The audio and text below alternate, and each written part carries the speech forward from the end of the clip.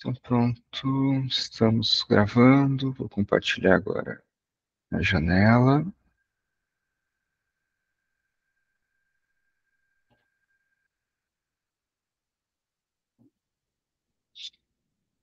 É, então, a gente vinha falando a respeito, né,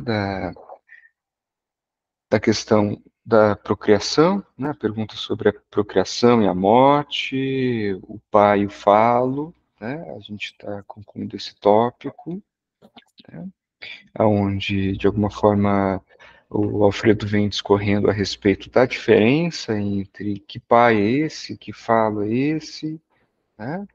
Para logo em seguida entrar o tema sobre o mistério, né? Então, aqui eu vou, como de costume, eu vou ler o parágrafo anterior para podermos, né, nos situar. Deixa eu só tirar aqui. Então, historicamente falando, sempre se requer a dimensão histórica quando se trata da criação do sujeito. O tu és do crente, tal como opera atualmente e repousa, sobre o qual repousam as existências puramente simbólicas, nascem com o Deus do monoteísmo, Javé, que determina uma modalidade de fé, emuná e fides, e do credo, onde o sujeito deposita o poder criador. Então, aqui, o Deus da fé monoteísta, sem imagens ou ídolos que o representem, criou ex nihilo, o mundo e os seres que o habitam por meio de um procedimento comparável ao que foi chamado de augúrio ou presságio anteriormente, ou seja, a autoridade do dito primeiro.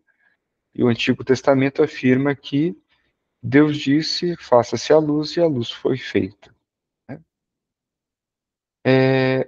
Ou seja, propõe uma função criativa da palavra de Deus. Né? E aqui fica claro, né? Faça-se a luz, a palavra, né? O verbo, né? Faça-se a luz e a luz foi feita.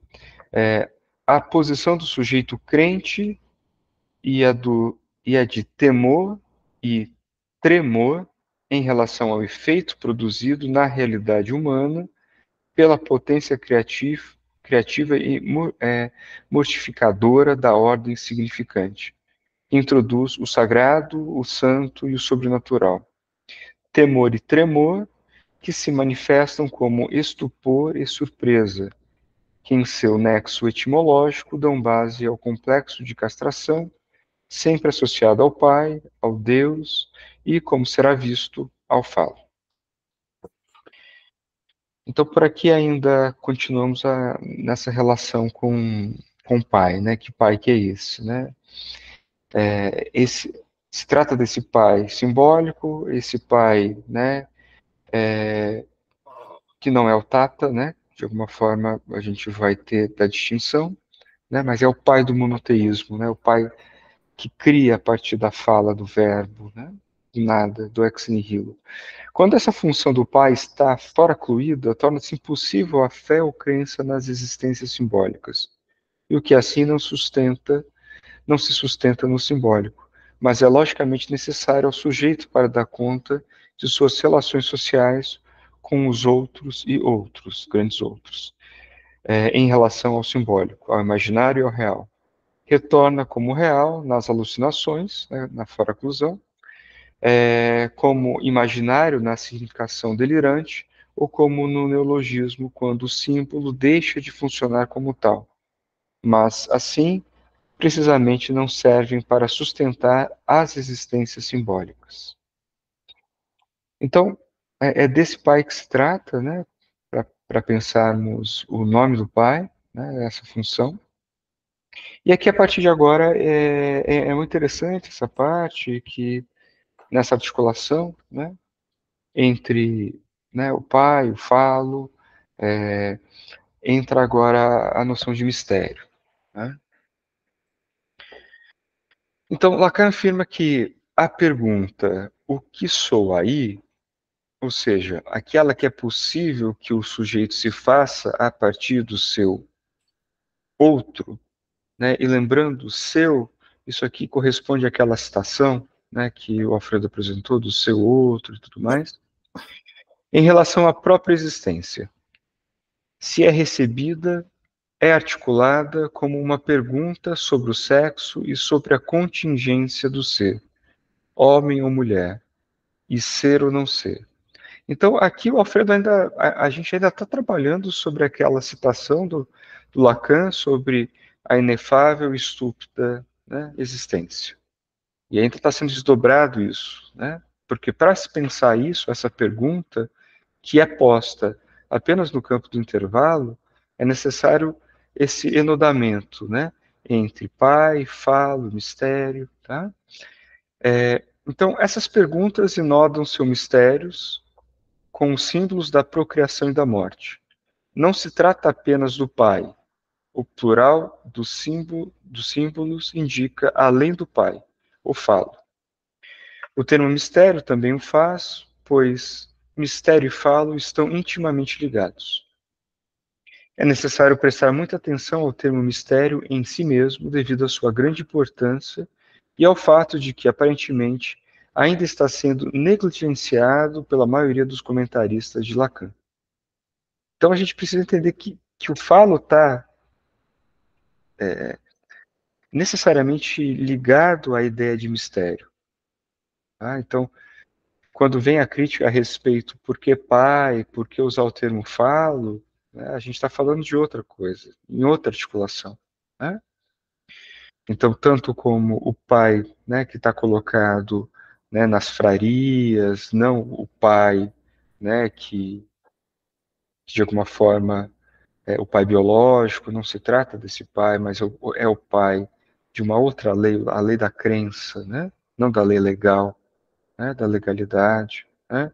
E o falo, a gente vai ver aqui, não falo enquanto pênis, nada disso. Né? Não tem nada a ver com isso.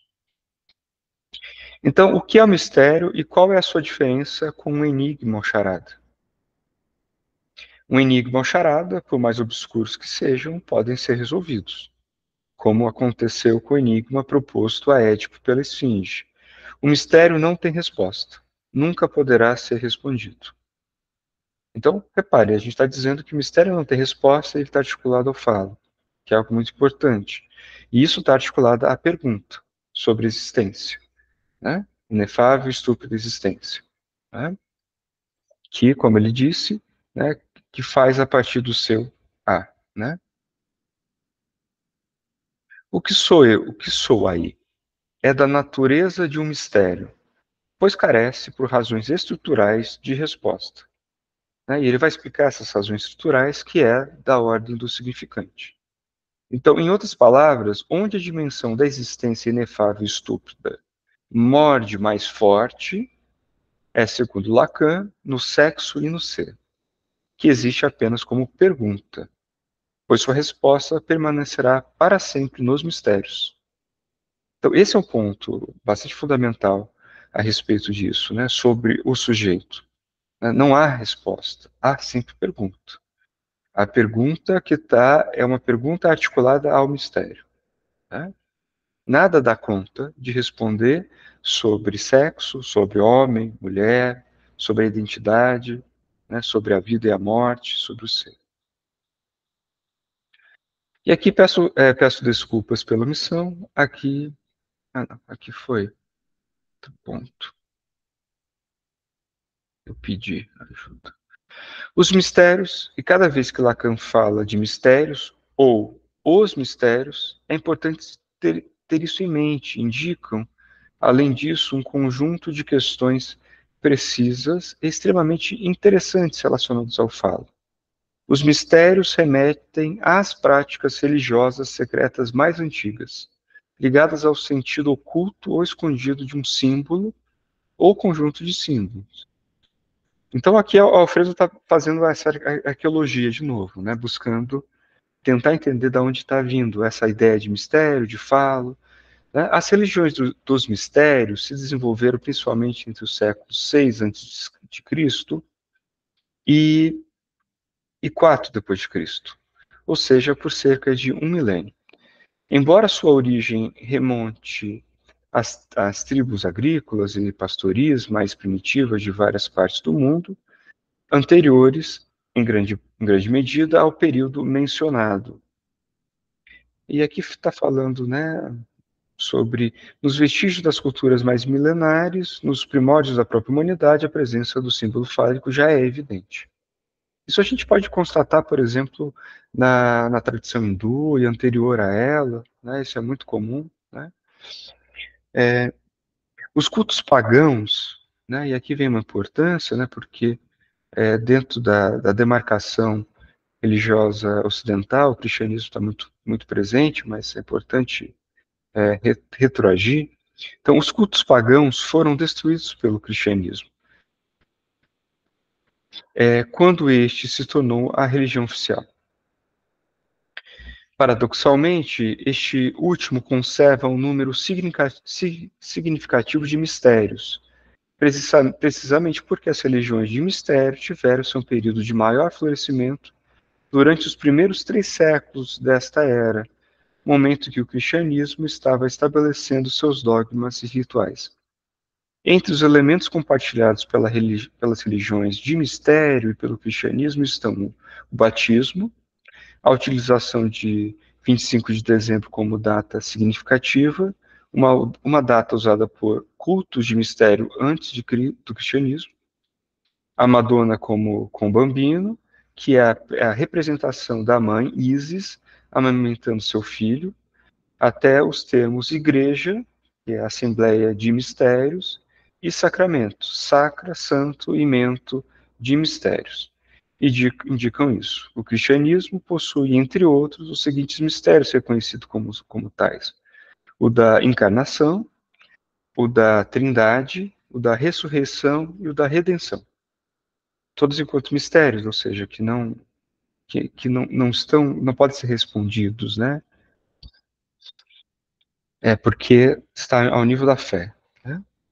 Então, aqueles que participam das experiências religiosas místicas supunham obter a imortalidade, a certeza da salvação e a ressurreição.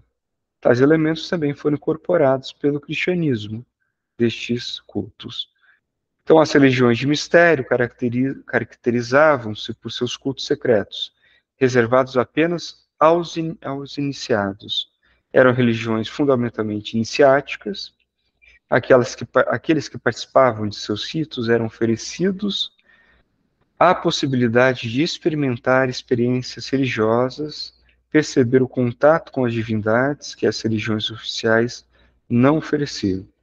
Participar ou ingressar nessas religiões era uma questão de escolha pessoal exclusiva, mas com a condição de obedecer às regras implicadas pelos rituais.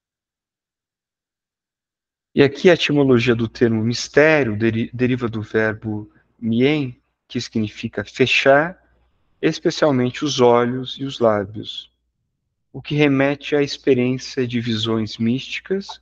O termo mística tem a mesma etimologia de mistérios, que iam além de qualquer visão mundana, especialmente de toda a possibilidade de expressão verbal. Em relação à expressão verbal das experiências realizadas durante os mistérios, havia a proibição de serem colocadas em palavras. Elas deveriam permanecer inefáveis. Não se tratava de aprender através da comunicação verbal, mas de ver e ver no sentido místico. Então, assim, é bastante interessante porque a gente consegue, né, rastrear isso em algumas religiões, como até na religião judaica, né, nas anteriores também. Como não pode, né? É impronunciável, por exemplo, o nome de Deus e tudo mais, né? Os ritos simbolizavam, de forma simbólica, o ciclo da vida, da morte e da ressurreição, tanto do grão, da criação, do gado e do ser humano. Na Grécia, surgiram em torno do culto de Dionísio. No início estavam fortemente associados aos ritos de iniciação sexual e ao símbolo fálico, que regularmente tinha uma presença central nessas celebrações. O falo era o símbolo eleito dessas religiões de mistério, e se caracterizava pela proibição de ser nomeado. Como se vê, a lei, o inominável e o falo correspondem-se. Então, aqui é um ponto importante, né, o que ele está colocando, né, lei, aquilo que não pode ser dito, e o falo, né, antes mesmo da existência da função paterna, como opera atualmente. Então, nos mistérios de Eleusis, talvez os mais famosos de toda a história, a espiga de trigo era coordenada com a apresentação do símbolo do nascimento divino. Aqui a gente tem uma nota. Como se vê, a metáfora em jogo nos versos citados por Lacan, seu feixe não era avarento nem ressentido, é extremamente antigo. Então ele está localizando uma citação aqui. O poder gerador do grão nos rituais de Eleusis era associado ao símbolo fálico, símbolo por excelência da vida, da fertilidade e da procriação. Voltando ao que foi articulado anteriormente sobre os símbolos da procriação e da morte, surge agora a seguinte pergunta: de onde Freud obteve a noção de falo que ele incorporou à psicanálise? Para dar conta de sua prática clínica e da teoria que desenvolveu, ele fez uso do falo. Mas de onde ele tirou o termo e a função do falo? Ele obteve da história da cultura em geral, mas especialmente daquelas em que o falo era um símbolo prevalente, das quais as religiões de mistério estão entre as fundamentais. Freud obteve da cultura, assim como o sujeito para o qual opera a autoridade da lei, representada originalmente pelo pai. Por esse motivo, Lacan afirma: o que se transmite paralelamente na ordem simbólica é o falo. E aqui continua: as determinações da ordem simbólica são sempre obscuras. Né? Por quê? Está remetendo isso à questão do mistério, eu falo, né? Se não forem estudadas na psicanálise, em outros campos de conhecimento ou descobertas em cada experiência analítica, quase nada se sabe sobre elas. Por quê? Porque os elementos do outro, do A maiúsculo, são significantes, e o significante em si é obscuro devido à sua dependência da articulação com outros significantes. Essa é a diferença entre significante e símbolo. O significante dentro de uma estrutura, pelo menos quadripartida, né, que é a estrutura da metáfora paterna, né, que é a mesma, que tem a mesma materialidade que o símbolo, mas difere deste, na medida em que permanece obscuro até para o sujeito que o utiliza. No entanto, há um elemento que se destaca especialmente por ser obscuro na estrutura. É o nome do pai? E diz não. Esse é o transfenomênico na medida esse é transfenomênico na medida em que se concebe operando na metáfora no início de cada história particular, mas não está especialmente marcado na estrutura por ser obscuro. Qual é o que é especialmente misterioso? O falo. O falo é o elemento da estrutura que é misterioso por excelência. O falo funciona velando e pode até ser designado como o significante do véu. Sendo o significante do véu, associa-se especialmente ao pudor, e na álgebra de Lacan é equiparado à própria barra que cai sobre S e sobre A. Aqui a gente tem uma nota de rodapé também, que é aqui do 28, né? Sobre na metáfora paterna, no início de cada história particular. Isso requer, no mínimo, a consideração dentro da história particular de pelo menos duas gerações anteriores. Então, aqui está falando, reparem, né, que o significante, né, o falo, esse significante, ele tem uma característica muito, muito particular. né? Ele é o significante por excelência do mistério, é aquele do véu, né? É ele que recai sobre, ele que é a barra, né? Que recai sobre S e sobre A, né? É ele que também, de alguma forma, a gente vai ter que tentar articular com aquilo que a gente vai falar de uma significação fálica também, né? Porque está nessa articulação entre P sobre A, por exemplo, no esquema R. Na história da humanidade, observa-se uma transição irreversível das sociedades pagãs, associadas ao mistério fálico, para o monoteísmo, que acabou por fazer de Deus o Pai. E aqui, mais uma nota, a função paterna só poderia se desenvolver em sociedades patriarcais, em culturas em que as famílias não se organizam dessa forma. Sua função deve ter recaído em experiências iniciáticas ritualizadas. Essas experiências, como afirmou Lacan em 46, foram a base da sobreposição do biológico e do social, o que, em termos do seu ensinamento, a partir de 53, seria a sobreposição do real e do simbólico. Isso está acerca da casualidade psíquica, nos escritos.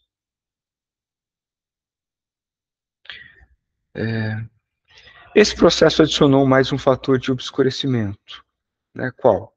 Deus, agora a articulação, né? Que acabou fazendo de Deus o Pai. Né?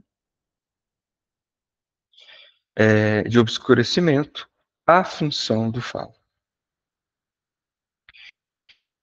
E aqui, nas culturas monoteístas, o símbolo fálico está duplamente obscurecido pela adição à sua condição misteriosa original, da repressão social do paganismo que ocorre no Ocidente.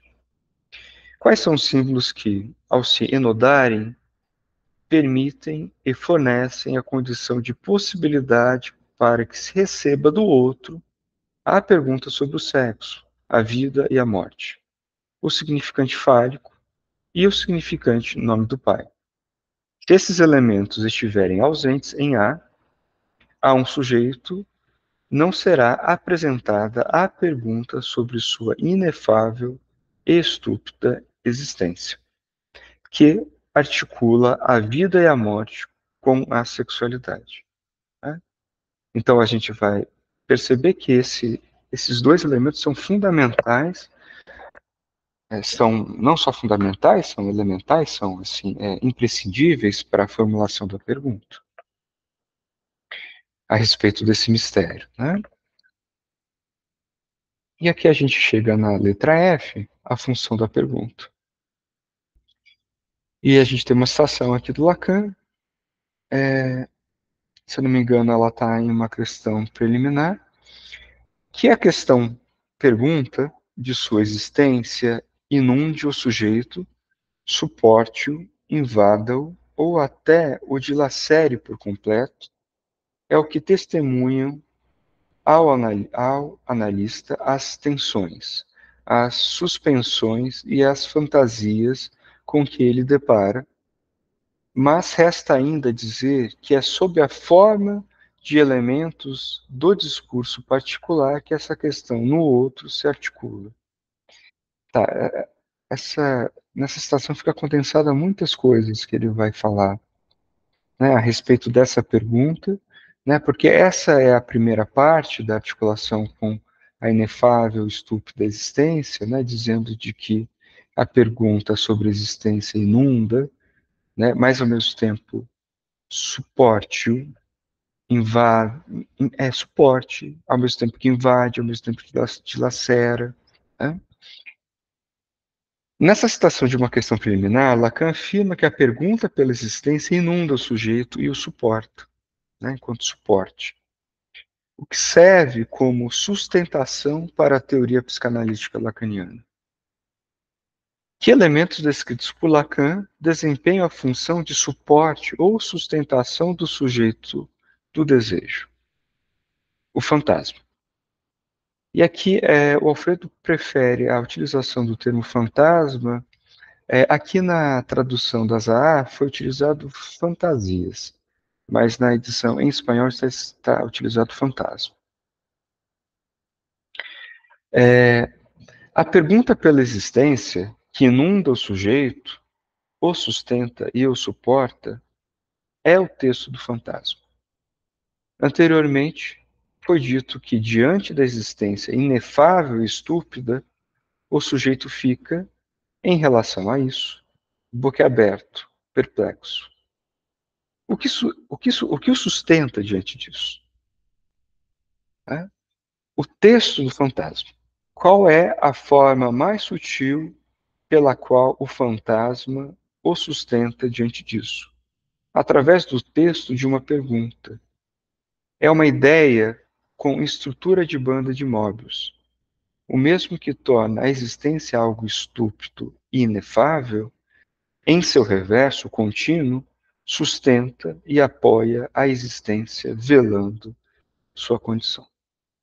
Então, aqui a gente tem uma condição muito importante, porque se a gente parar apenas na ideia de que não há significante que dê conta de responder ou representar um sujeito, já que todo significante é vazio, está na covariância, está na dependência, está na diferença, fazendo com que a pergunta sobre a existência, né, essa inefável, estúpida, né, não possa ser respondida, ela chega apenas com pergunta, com um mistério. Se a gente parar aqui, a coisa não avança, né? Porque é exatamente essa pergunta, né, que, que sustenta o sujeito, né, que de alguma forma tem a condição de fazer, né, é o suporte, né, ao sujeito, é o que faz o texto do fantasma, né? Então é isso que é muito interessante, né? Isso dá suporte, né? Então, voltando aqui na citação, isso que inunda o sujeito, invade, dilacera por completo, mas também suporte.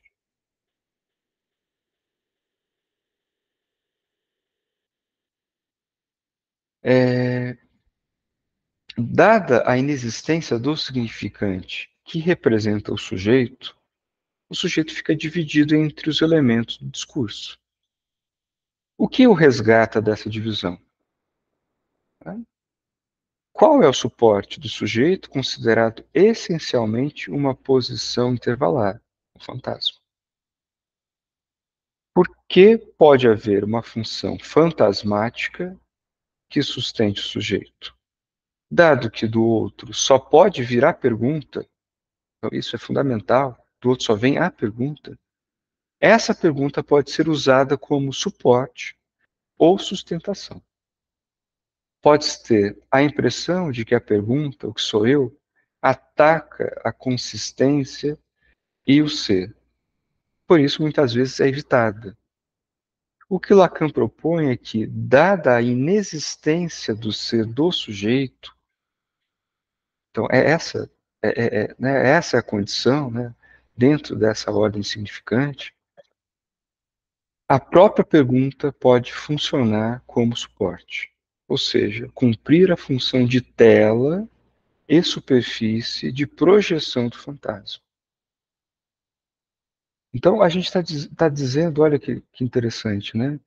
Que essa pergunta sem resposta, que só chega do outro a pergunta, né, ela, como superfície de banda de Morpheus, ela também, nessa torção, né, ela não fica apenas nessa condição dessa não resposta, né? Ela se transforma também na tela, naquilo que pode ser a superfície de projeção do fantasma.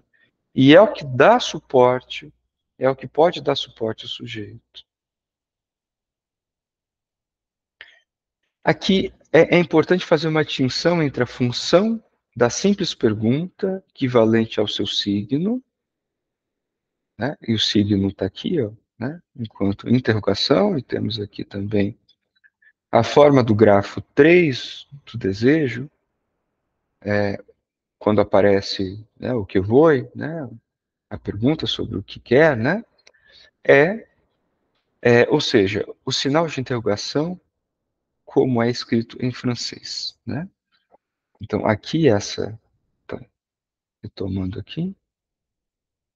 Então, aqui é importante fazermos uma distinção entre a função da simples pergunta equivalente ao seu signo, que indica o vazio da existência do sujeito, já que sujeito é efeito da relação entre dois significantes, e o texto da pergunta, que preenche o espaço entre os sinais de interrogação, completando-a e, ao fazê-lo, sustentando o sujeito, né?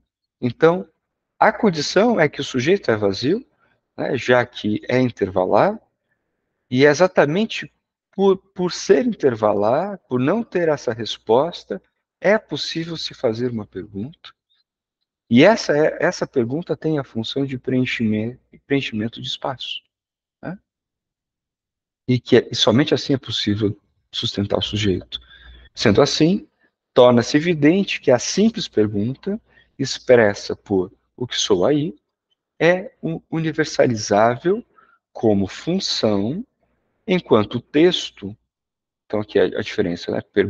A pergunta é universalizável, enquanto o texto, no qual é articulado em cada caso, é evidentemente particular e indica como sustenta cada sujeito. Se o sujeito recebe sua pergunta do outro, a pergunta como texto, né, então, a gente se desloca da pergunta para a pergunta como texto, terá a função fantasmática de sustentá-lo. Mas a pergunta como função só poderá ser produzida quando os mistérios da procriação e da morte se enodarem através dos símbolos correspondentes.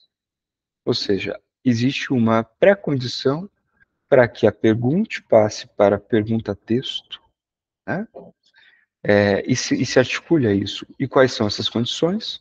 Né? Enodar com o nome do pai, na metáfora paterna, e o significante falho. Por isso que o Alfredo apontou que, dentro do campo da holófrase, né, a pergunta, não há pergunta ali, né? Ela não tem essa função de texto. Na prática analítica, a pergunta do sujeito é formulada antes mesmo do encontro com o analista. Ou seja, não é intrinsecamente inefável e, além disso, é particular. Uma vez reduzidas suas proliferações, trata-se do axioma fantasmático. Também, no texto de uma questão preliminar, no ponto 3, Lacan afirma: convém ainda insistir que essa questão não se apresenta no inconsciente como inefável, em que essa questão é um questionamento ali, ou seja, em que, antes de qualquer análise, ela já está articulada em elementos discretos. E por isso que é importante fazer a distinção entre a pergunta e a pergunta como texto, tá? A pergunta, enquanto tal, enquanto condição, né? Essa que vem do outro, ela já está posta antes mesmo de uma análise, né? Mas a pergunta, enquanto texto, né, pode ser trabalhada, né, e montada, né, na análise. Então, deve-se insistir. Então, eu vou terminar aqui para a gente terminar a letra G. Deve-se insistir nessa insistência de Lacan. Para ele, a existência do sujeito é inefável e estúpida, mas a pergunta não é nem uma coisa nem outra. Está articulada em elementos discretos e particulares. Ele adiciona aqui apenas que esses elementos discretos são significantes. O fato de serem significantes é o motivo pelo qual essa pergunta articulada não é conhecida pelo próprio sujeito. Porque, como já afirmado, e ao contrário dos sinais e símbolos, os significantes são essencialmente obscuros. O fato de ser algo desconhecido para o sujeito não significa que a pergunta não esteja articulada, e muito menos que seja inefável. Isso precisa ser lembrado porque, com a existência do sujeito, como a existência do sujeito é inefável, tende-se a acreditar que no inconsciente o estado da pergunta também o é. Então, aqui é importante fazer a distinção. O que é o inefável é o sujeito, não a pergunta. Tá? No entanto, não é assim. O que Lacan destaca é que a pergunta é qualquer coisa menos inefável. O fato de a pergunta estar articulada em significantes é o que possibilita a operância ou a operação da psicanálise. Se a pergunta como tal estivesse em um estado inefável, não haveria razão para uma análise particular.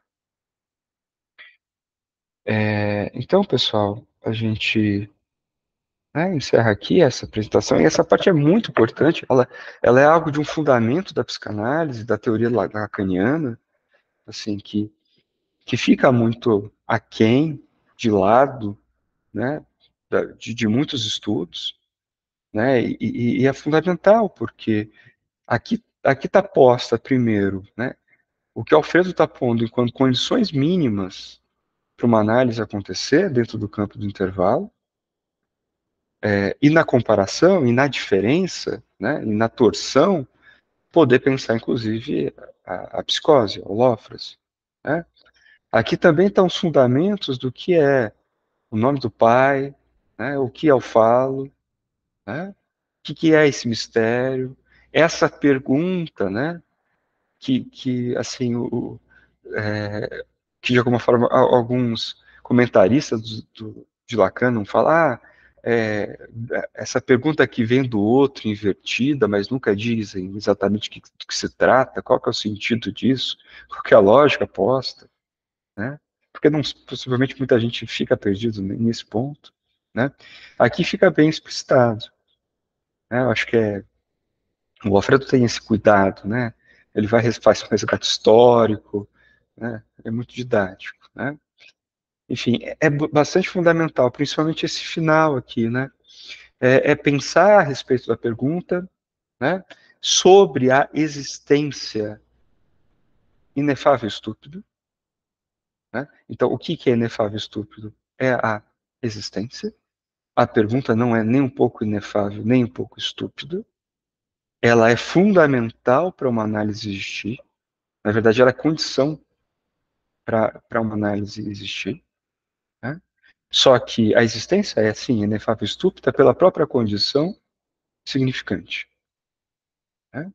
Então a gente está vendo aí que, de alguma maneira, né, não se trata apenas de um efeito, né, uma condição estilística do Lacan simplesmente querer insultar. Né? Ele está trazendo articulado muita coisa importante. Né?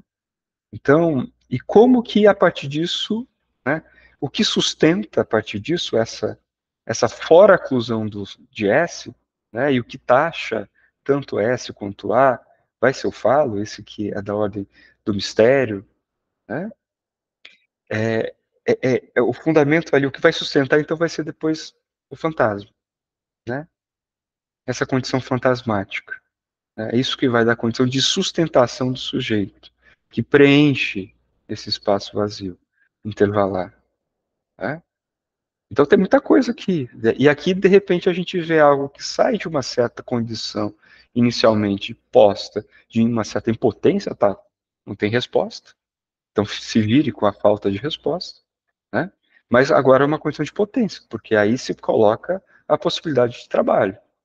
Né? Como, não só como lidar com essa não resposta, mas como essa não resposta, a pergunta, sustenta o sujeito. É muito interessante, né, nessa torção da banda. Né? E aí muda toda uma análise, né? Porque não basta simplesmente esvaziar o significante, né? De simplesmente falar, ó, tá vazio, né? Tá petrificado, tá? Mas é o trabalho com a pergunta, né? E aqui a gente vê a potência dessa análise lacaniana, né? De como que se monta essa teoria, né? E o objeto A, porque, repare, a direção que o Alfredo está indo na leitura de Lacan é dizer sobre a ética lacaniana, a ética do desejo. Estamos indo aí, da extração do objeto, então, mas estamos dando o fundamento disso tudo para até chegar a isso, né? É como o Lacan aponta, né? Que a invenção dele é esse objeto. Então, é aí que ocorre o trabalho. Enfim, pessoal, vocês têm alguma questão? Querem colocar alguma coisa? Oi, não sei, para mim a impressão que eu tenho nessa parte é mais explicativa, né? Não sei se vocês acharam difícil, mas ela é bastante exemplificativa, explicativa, didática, né? Eu acho que ajuda bastante a seguir, né? É uma das coisas que me agrada muito no Alfredo, sabe? Assim,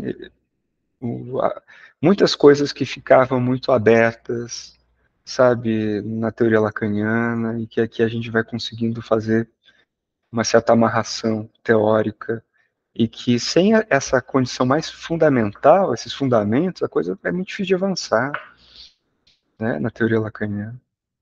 Né? A gente está, repara, a gente está bem no beabá, né, se a gente for pensar. Né? A gente está bem, bem no básico aqui, tentando entender conceitos básicos, conceitos fundamentais. É isso, pessoal. Então, obrigado pela participação, presença, e nos falamos na semana que vem, na quinta. O grupo de terça agora está parado até retomar com o gráfico do desejo. Bem? Então é isso, pessoal. Um abraço e até lá. Tchau, tchau.